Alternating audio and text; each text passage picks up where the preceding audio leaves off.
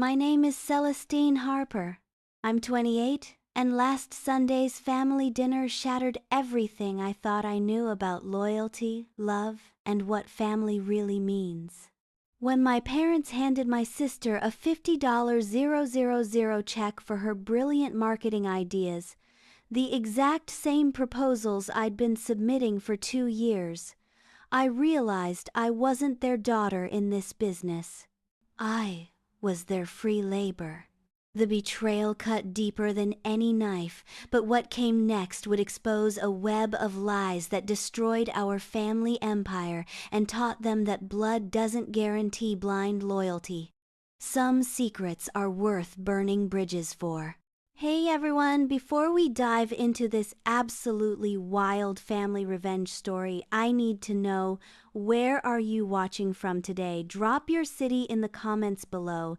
And if you're ready for a tale of ultimate family karma that'll have you questioning everything about loyalty and justice, smash that like button and hit subscribe, because this story has more twists than a pretzel factory.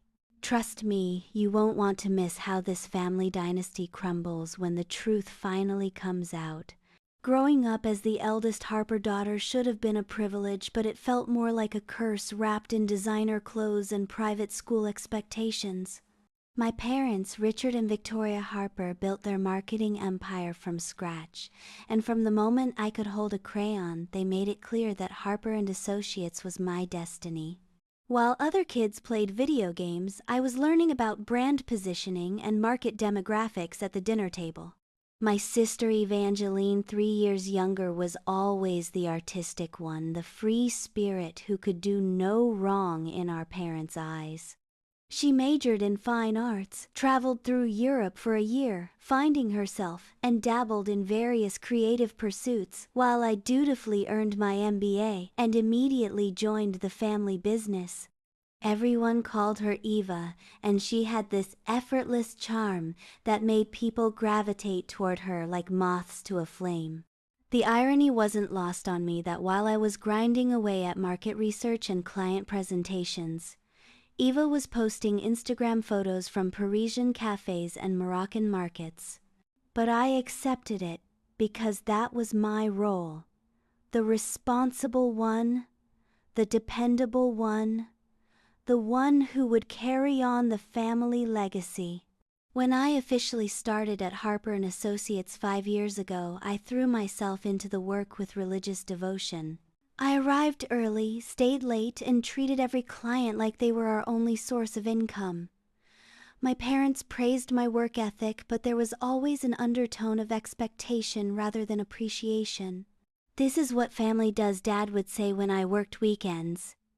"We sacrifice for each other."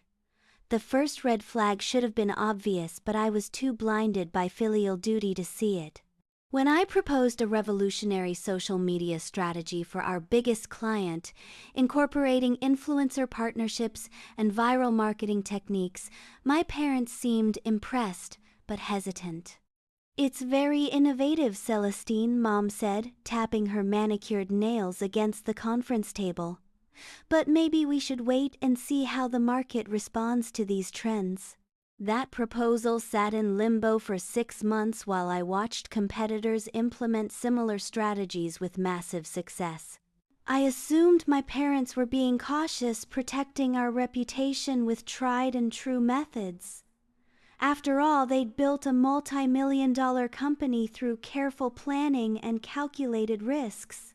Meanwhile, Eva had returned from her European adventure and was living in a trendy downtown loft funded by what I assumed was her trust fund.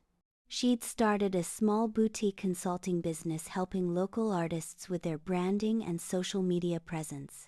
It was cute, I thought, a perfect fit for her creative personality and artistic network. The second red flag came during a family barbecue last summer. Eva was showing us her latest project, a complete rebrand for a struggling local brewery. The strategy was brilliant, incorporating storytelling elements, community engagement, and a social media campaign that had already increased their followers by 300%. As she walked us through the presentation on her laptop, I felt a strange sense of déjà vu. The color palette, the messaging hierarchy, even the community engagement tactics, they were eerily similar to proposals I'd submitted for various clients over the past year. When I mentioned the similarities, Eva laughed it off. "Great minds think alike, sis. You've probably influenced my thinking more than you realize." I wanted to believe her. I needed to believe her. The alternative was too devastating to consider. But the similarities kept mounting. Eva's innovative approaches to client retention mirrored a system I'd developed for our mid-tier accounts. Her revolutionary customer journey mapping was nearly identical to a framework I'd spent months perfecting. Each time I brought it up, Eva would deflect with compliments about my brilliant mind or jokes about how marketing genius must run in the family. The third red flag, the one I couldn't ignore, came 3 months ago during our quarterly family business meeting. I presented a comprehensive digital transformation strategy for Harper and Associates, complete with automation tools, AI-driven analytics, and a complete overhaul of our client onboarding process. It was my masterpiece, the culmination of 2 years of research, testing, and refinement. My parents listened politely, asked a few surface-level questions, and then delivered their verdict. "It's too ambitious for our current capacity. Let's table this for now and focus on our core competencies." I was crushed, but I accepted their decision.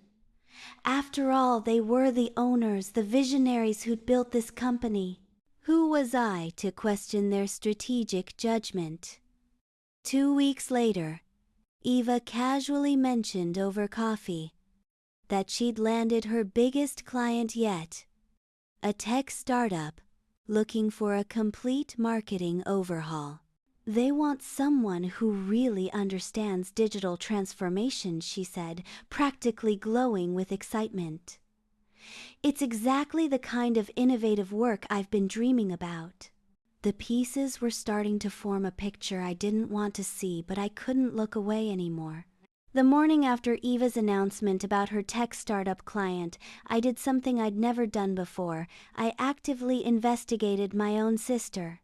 It felt like betraying everything I'd been taught about family loyalty, but the coincidences were piling up like evidence in a criminal case, and I needed answers.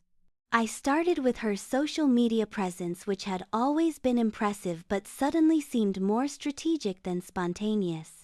Her Instagram posts weren't just aesthetically pleasing, they followed a sophisticated content calendar that maximized engagement during peak hours. Her LinkedIn articles about marketing trends were getting thousands of views and shares, establishing her as a thought leader in the industry. But as I scrolled through her content from the past 2 years, I recognized patterns, phrases, and concepts that had originated in my own work. A blog post about authentic brand storytelling used examples and language structure nearly identical to a presentation I'd given to our team 6 months earlier.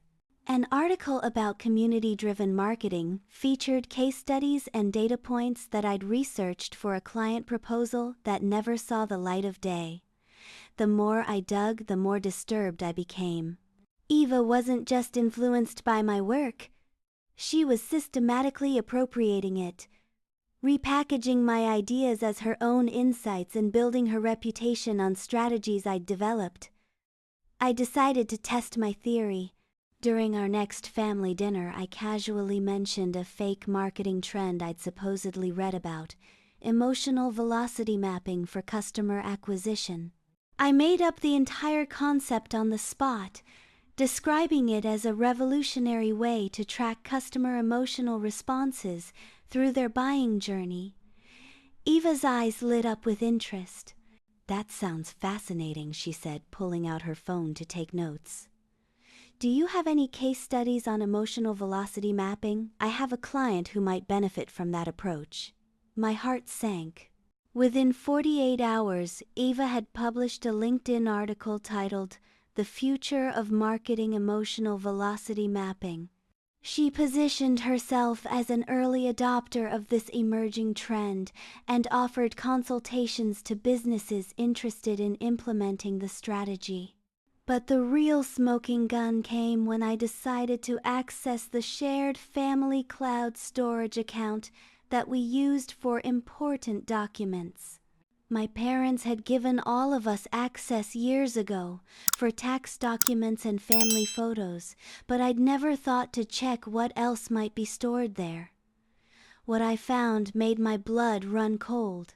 There was a folder labeled Marketing Resources that contained dozens of my internal presentations, client proposals, and strategic documents.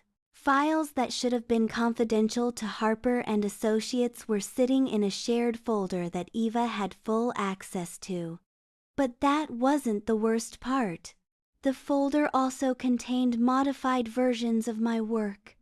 Documents where my name had been replaced with Eva's, where Harper and Associates branding had been swapped for her boutique consulting firm's logo, and where my original concepts had been reworded just enough to avoid obvious plagiarism. My sister hadn't just been borrowing my ideas. She'd been systematically stealing my intellectual property and using it to build her own competing business. I found pitch decks for major clients that I'd never heard of, all featuring strategies I'd developed. There were contracts worth hundreds of thousands of dollars signed by companies that had apparently chosen Eva's innovative approach over traditional agencies. My work was generating massive revenue, just not for me or my family's company. The betrayal was suffocating, but what hurt even more was the realization that this couldn't have happened without my parents' knowledge.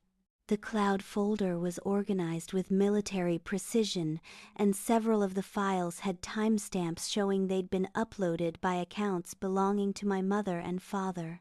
They weren't just enabling Eva's theft, they were actively participating in it. I spent the rest of that week in a fog of disbelief and rage.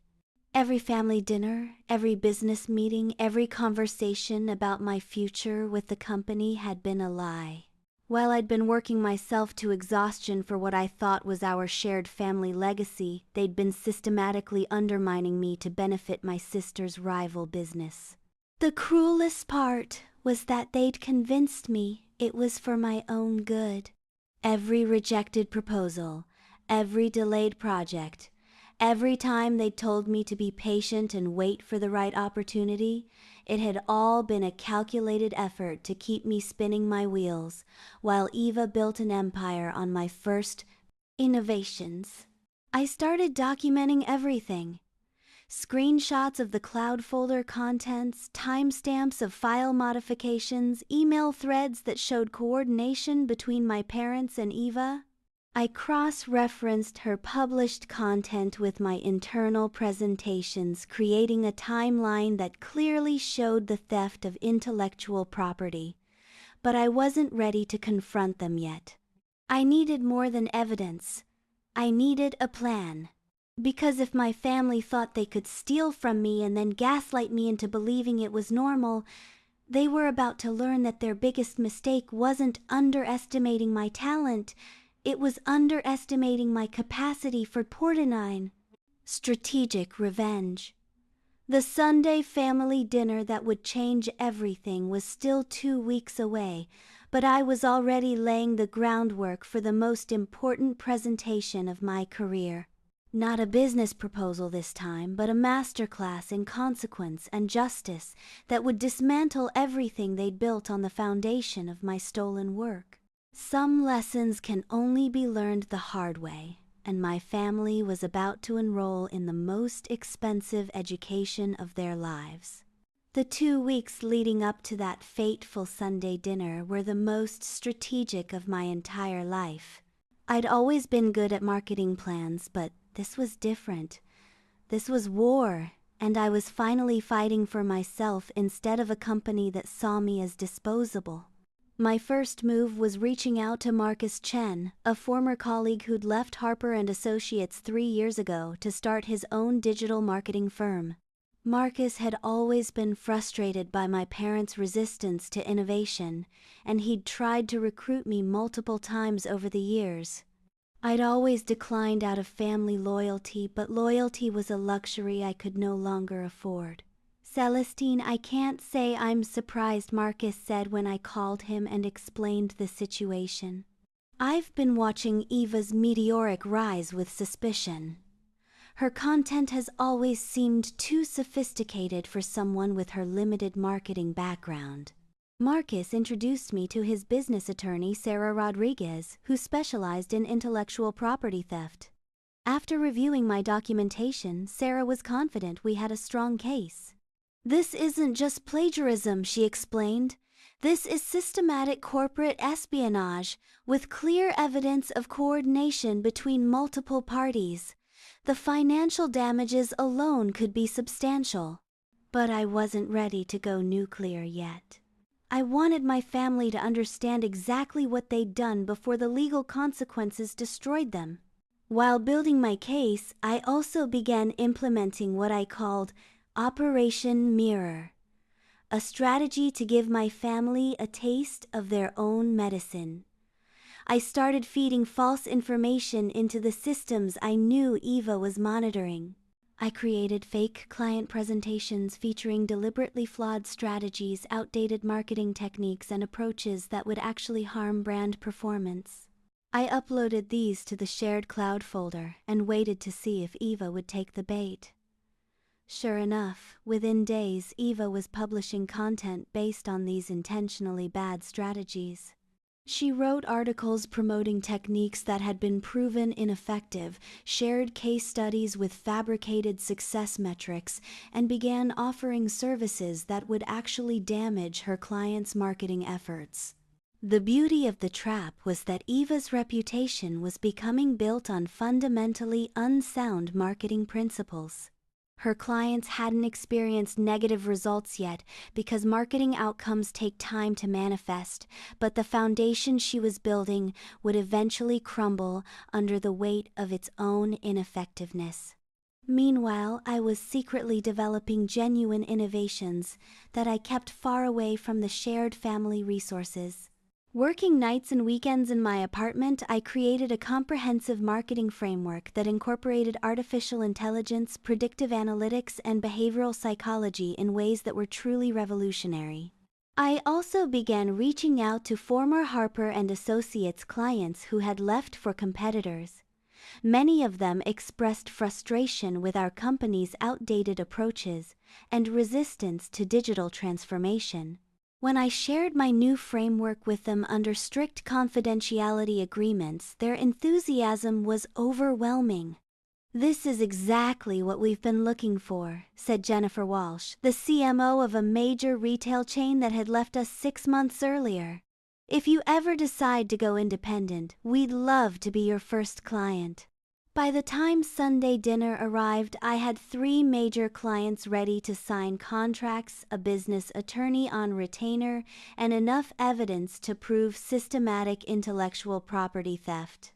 But most importantly, I had a performance plan that would expose my family's betrayal in front of everyone who mattered. I spent Saturday night practicing my presentation, timing every reveal for maximum emotional impact. This wasn't just about proving I'd been wronged. It was about demonstrating that their entire perception of my value and capabilities had been fundamentally flawed. Sunday morning, I dressed carefully in my best business attire and brought a leather portfolio that contained printed copies of all my evidence. I also brought my laptop prepared to deliver the presentation that would end my family's manipulation forever. When I arrived at my parents' house for dinner, Eva was already there, practically glowing with excitement. She hugged me enthusiastically and immediately launched into a story about her latest client's success. "You won't believe this," she said, gesturing dramatically with her wine glass. "I just closed a deal with Morrison Industries for a complete brand overhaul. They were so impressed with my digital transformation strategy that they're paying me more than they've ever spent on marketing." Morrison Industries, The same company that had rejected Harper and Associates' proposal 6 months earlier, calling our approach dated and uninspired. Now they were paying Eva a premium for strategies that I had originally developed for them. "That's wonderful, sweetheart," Mom said, beaming with pride. "You've really found your calling." Dad nodded approvingly. "It's impressive how you've built such a successful business so quickly. You have natural instincts for this industry." I sat quietly letting them celebrate Eva's natural talent while I prepared to reveal the truth about where that talent really came from. Dinner conversation continued, with Eva dominating the discussion, sharing stories about her innovative approaches and client successes. My parents hung on every word, asking detailed questions about her strategies and praising her creativity. "You know, Dad said carving the roast beef Eva's success really highlights how different people can have different strengths in the same industry. Celestine, you're wonderful at the operational side of marketing, but Eva has this visionary quality that's harder to teach." The condescension in his voice was barely concealed. I was the worker bee, dependable but uninspired. Eva was the creative genius, naturally gifted and destined for greatness. "Speaking of which," Mom interjected, "we have some exciting news to share." She and Dad exchanged meaningful glances before Mom continued. "We've decided to bring Eva into Harper and Associates as our new director of innovation. Her fresh perspective is exactly what the company needs to stay competitive." Eva squealed with delight. "Really, you want me to join the family business?" "Not just join," Dad said, pulling out an envelope from his jacket pocket. "We want you to lead our transformation into the digital age. This is a signing bonus to show how serious we are about this partnership." He handed Eva a check, and when she opened it, her eyes widened. $50, 0, 0, 0. "This is incredible. I felt like I was watching a movie in slow motion." They were hiring my sister to implement strategies she'd stolen from me, paying her more money than I'd ever received as a bonus, and positioning her as the innovative leader I'd been begging them to let me become. But instead of anger, I felt a strange sense of calm wash over me. This was the perfect setup for my revelation. They'd just painted themselves into a corner so tight that when the truth came out, there would be no way to spin it as anything other than calculated betrayal. "Before we celebrate," I said, pulling out my laptop, "I have a presentation I'd like to share with everyone. Consider it my contribution to Eva's new role at Harper and Associates." Hey everyone, I hope you're still with me because this is where everything changes. If you're feeling that sick pit in your stomach watching this family manipulate Celestine, you're about to see justice served in the most satisfying way possible. Make sure you're subscribed because the next part is going to blow your mind. And if you have your own family drama stories, I want to hear them in the comments below. Actually, I said opening my laptop with deliberate precision before Eva starts her new position. There's something everyone needs to understand about her innovative strategies. The dining room fell silent except for the gentle hum of my computer booting up. I could feel the shift in energy as my family exchanged puzzled glances, but I kept my expression neutral, professional. "Celestine," Mom said carefully. "What kind of presentation?" "A case study," I replied, connecting my laptop to their large TV screen. "About intellectual property, business ethics, and the true source of innovation in the marketing industry." The first slide appeared on screen. "The Harper Innovation Analysis, a deep dive into strategy development and attribution." Eva laughed nervously. "Sis, this seems a bit formal for family dinner. Can't it wait until tomorrow?" "No," I said firmly. "It can't wait. Because in approximately 30 minutes, this information becomes public record as part of a legal filing." Dad set down his wine glass sharply. "Legal filing? Celestine, what's going on?" I advanced to the next slide, which showed a timeline spanning the past 2 years. Let me start with a simple question. Eva, can you tell everyone about your emotional velocity mapping strategy that you published last month? Eva's face went pale, but she maintained her composure. It's a revolutionary approach to understanding customer psychology throughout the buying journey. I developed it based on emerging trends in behavioral analytics. Interesting, I said, clicking to the next slide. Because emotional velocity mapping doesn't exist. I made it up during dinner 3 weeks ago to test a theory. The slide showed screenshots of our conversation, followed by Eva's LinkedIn article about the fictional concept, complete with timestamps proving she'd published it within 48 hours of our discussion. But that's just the beginning, I continued, my voice steady despite the rage burning in my chest. Let's examine the Morrison Industries campaign that Eva just secured. The next series of slides showed my original proposal to Morrison Industries from 6 months ago, followed by Eva's recent pitch to the same company.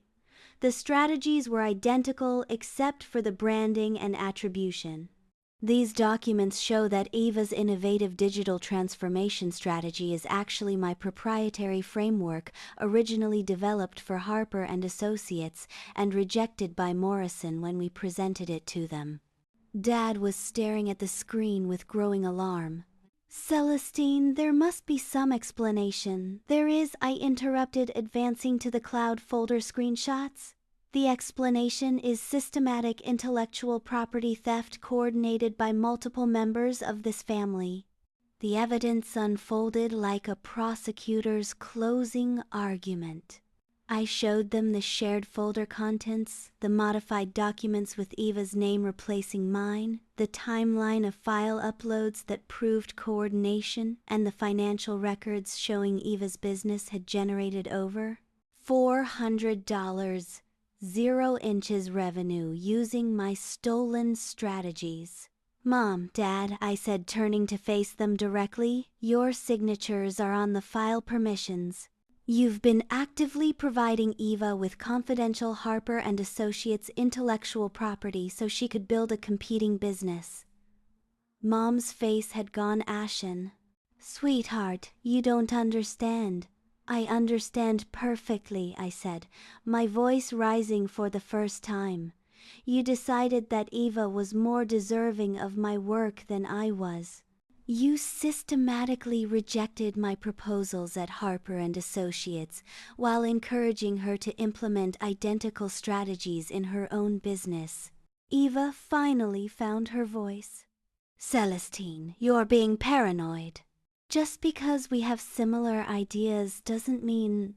Similar ideas, I laughed bitterly, clicking to a side-by-side comparison of her website and my internal presentations. Eva, you copied my frameworks word for word. You stole my research, my case studies, my client insights, and my strategic models. You built your entire professional reputation on my intellectual property. The room was silent except for the sound of Eva's shaky breathing. But here's what really breaks my heart, I continued, my voice softening with genuine pain. It's not just that you stole from me. It's that you convinced yourselves I was lucky to be exploited by my own family. I advanced to my final evidence slide, a recording from my phone app that had been running during dinner conversations for the past month. Celestine is lucky to work for the family, came Dad's voice from the speakers. She gets to learn from our experience without the pressure of building her own business. Eva has natural entrepreneurial instincts, Mom's voice continued. Celestine is more suited to supporting roles where she can contribute without the stress of leadership. The quotes played one after another, a symphony of condescension and manipulation that painted me as fortunate to be undervalued and grateful to be overlooked. You convinced yourselves that stealing from me was actually helping me, I said, clicking off the presentation, that I was too limited to succeed independently, too unimaginative to compete in the real market. Eva was crying now, makeup streaming down her cheeks. Celestine, I never meant for it to go this far. I needed help getting started, and your ideas were so good. My ideas, I said, standing up from the table. Eva, these weren't just ideas. They were years of my life, my creativity, my professional reputation. You didn't borrow them. You stole them and then accepted praise for my innovation while I was told I was lucky to have a job. Dad finally found his voice. What do you want from us, Celestine? How do we fix this? You can't fix this, I said, closing my laptop. But the legal system can address it. Sarah Rodriguez from Chen and Associates will be filing charges for intellectual property theft, corporate espionage, and fraud tomorrow morning. Mom gasped. You're suing your own family. I'm protecting myself from people who happen to share my DNA, I corrected. Because family doesn't steal from each other. Family doesn't systematically undermine each other's careers. And family definitely doesn't gaslight each other into believing exploitation is love. I walked toward the door, then turned back one final time. Oh, and Eva, those clients you're so proud of, you might want to call them tonight. Because the strategies you've been implementing are deliberately flawed. I spent the last month feeding you false information through the same systems you used to steal from me. Your emotional velocity mapping, your authentic engagement protocols, your revolutionary customer journey optimization, they're all designed to fail spectacularly. Eva's face went from pale to green. What do you mean designed to fail? I mean, your clients are about to experience significant drops in engagement conversion rates and brand loyalty. And when they do, they're going to want answers about why their expensive marketing consultant recommended strategies that damaged their businesses.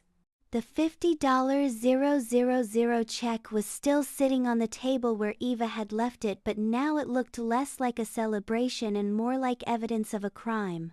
Consider this my resignation from Harper and Associates, I said, pulling out my company credit cards and access badges, and my resignation from this family. Some relationships aren't worth the cost of maintaining them. As I walked out of their house for the last time, I heard Eva sobbing, and my parents frantically whispering about damage control. But their panic felt distant, like background noise from a life I was finally leaving behind. The real satisfaction would come in the morning, when my new clients received contracts for authentic innovation, and my former family discovered that consequences have a way of finding people who think blood relations excuse unethical behavior. The next 3 months were a whirlwind of legal proceedings, business launches, and watching my former family's empire crumble from a safe distance. I'd moved into a downtown apartment closer to my new office space, and every morning I woke up with a sense of freedom I'd never experienced while trapped in their manipulation. Sarah Rodriguez proved to be as brilliant as Marcus had promised. Within a week of filing our initial complaint, we had responses from 3 major law firms representing my parents and Eva separately. The fact that they'd hired different attorneys told me everything I needed to know about how quickly their united front had collapsed. They're trying to claim that family businesses operate under different intellectual property standards, Sarah explained during one of our strategy meetings. But the evidence is so clear-cut that their own lawyers are recommending settlement negotiations. The business side of my revenge was progressing even better than the legal side. Marcus had introduced me to his network of high-profile clients, and my reputation for genuine innovation spread quickly through the industry. Within 6 weeks, Harper Innovation Consulting had secured 8 major clients and a waiting list that stretched into the following year.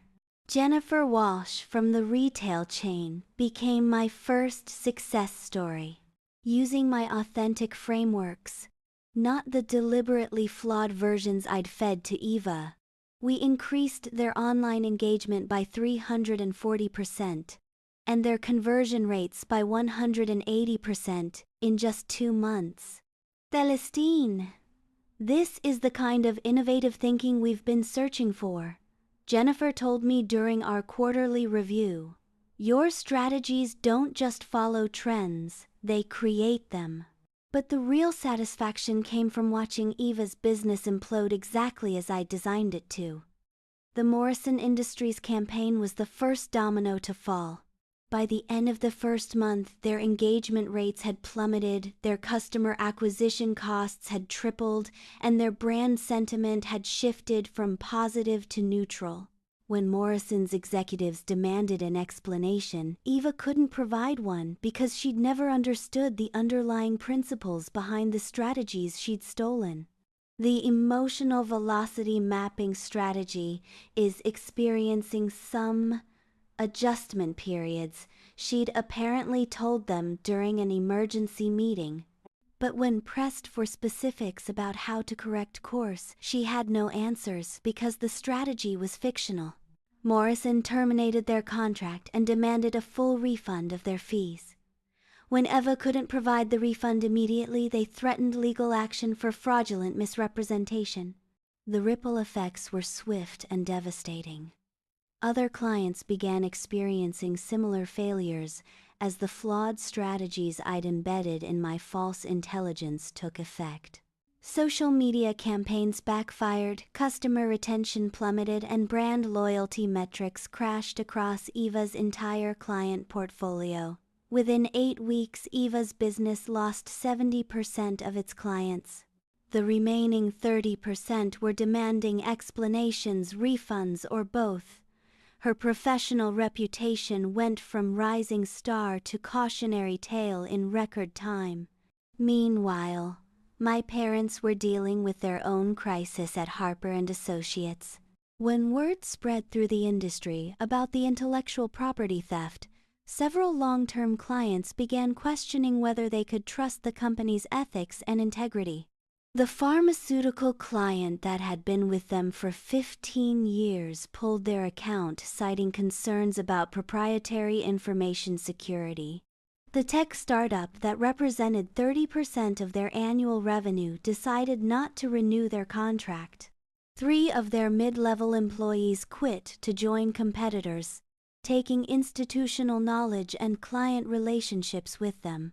But the most poetic justice came when Marcus's firm Chen and Associates began recruiting Harper and Associates' remaining clients with a simple pitch: why settle for stolen innovation when you can have authentic creativity? Dad called me 6 weeks after the dinner confrontation. I almost didn't answer, but curiosity got the better of me. Celestine, his voice was hoarse, aged by stress and defeat. We need to talk. We have nothing to discuss, I replied calmly. Any communication should go through my attorney. Please, he said, and I could hear the desperation. This lawsuit is destroying everything we've built.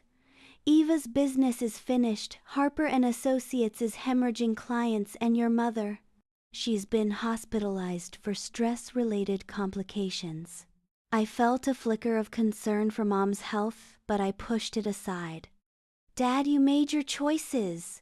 You decided that Eva's success was worth stealing from me. You convinced yourselves that I was too mediocre to deserve credit for my own work. These are the consequences of those decisions. We were trying to help both of you, he said weakly. We thought Eva needed more support to get started, and we knew you were strong enough to handle. Stop, I interrupted. Don't insult my intelligence with that revisionist history. You didn't help Eva. You enabled her to build a career on fraud. And you didn't support me. You systematically undermined my professional development while stealing my intellectual property. There was a long silence before he spoke again. What would it take for you to consider a settlement? We'll pay damages, return all the stolen materials, issue public apologies. You'll do all of that anyway, I said.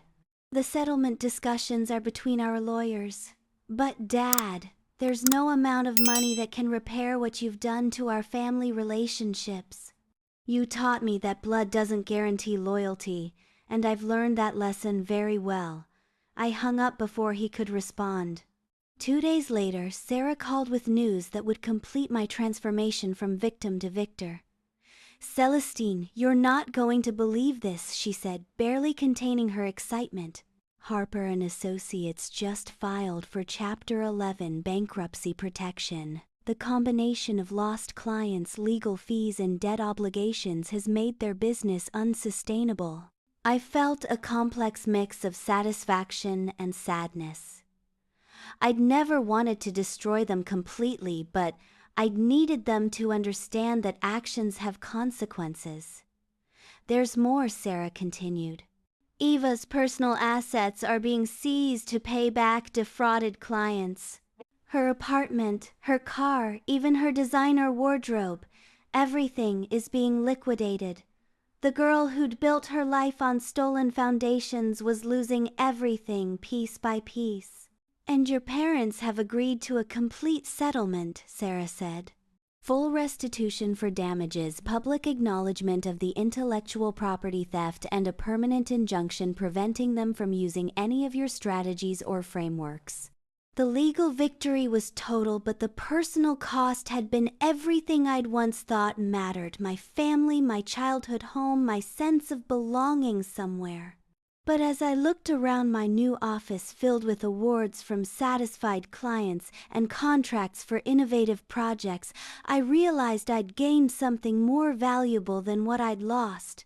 I'd gained my self-respect, my professional integrity, and the knowledge that I could succeed on my own merits without needing anyone's approval or support.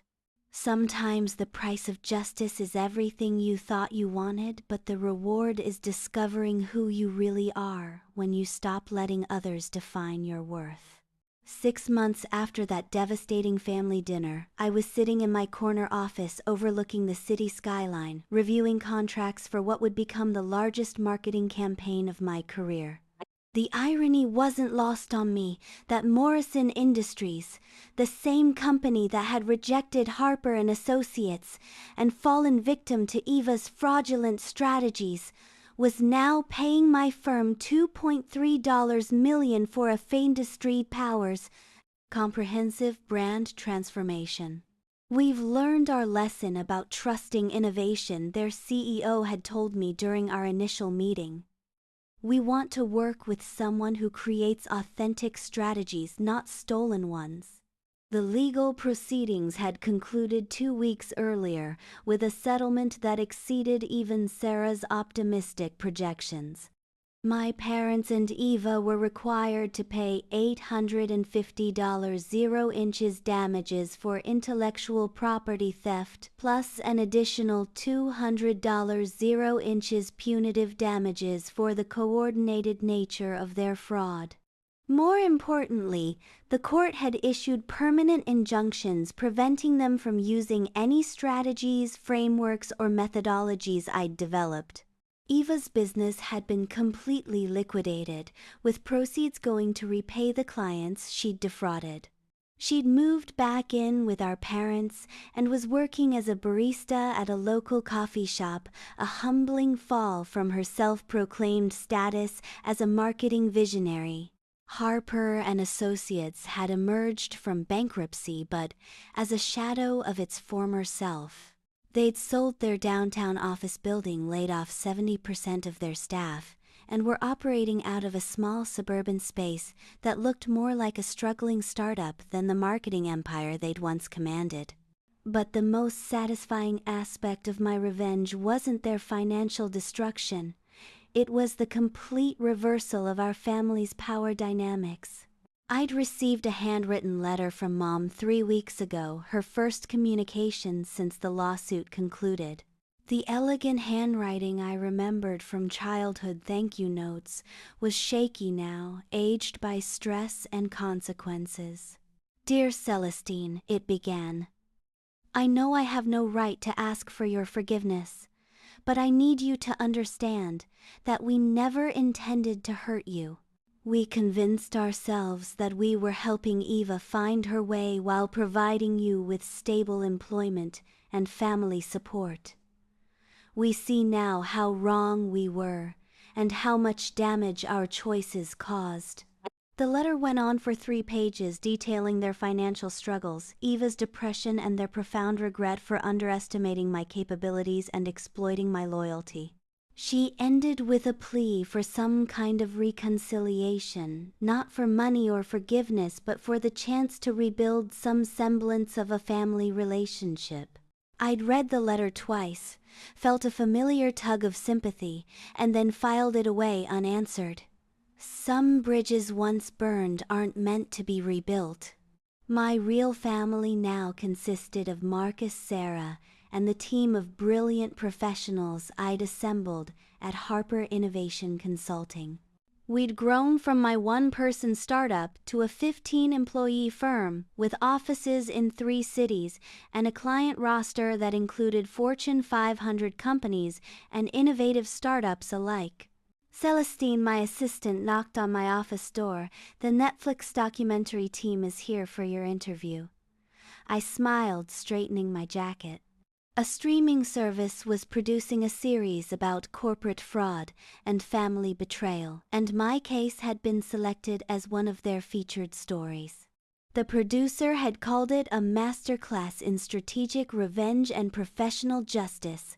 The interview went smoothly, with the producer asking thoughtful questions about intellectual property protection, family business ethics, and the psychology of betrayal.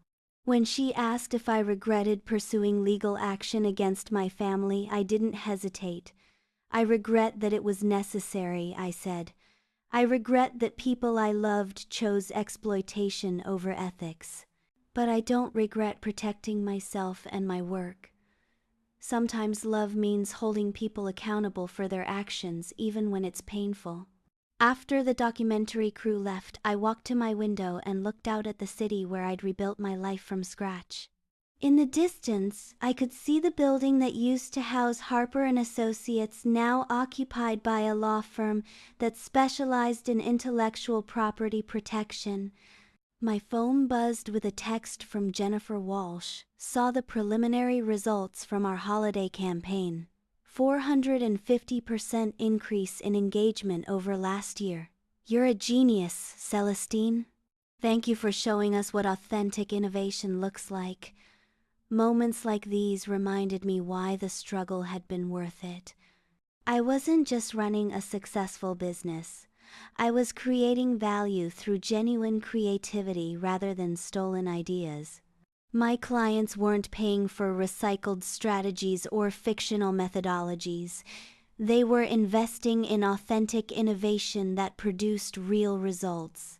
That evening, I attended a networking event for women entrepreneurs, where I was scheduled to give a keynote address about building success on your own terms. As I looked out at the audience of ambitious, talented women, I thought about the lessons I'd learned through betrayal and recovery. "Family is supposed to be your foundation," I told them, "but sometimes that foundation is built on quicksand. The people who share your DNA aren't always the people who share your values. And when you discover that your loved ones see you as an asset to be exploited rather than a person to be cherished, you have to make a choice: accept the exploitation or protect yourself from it."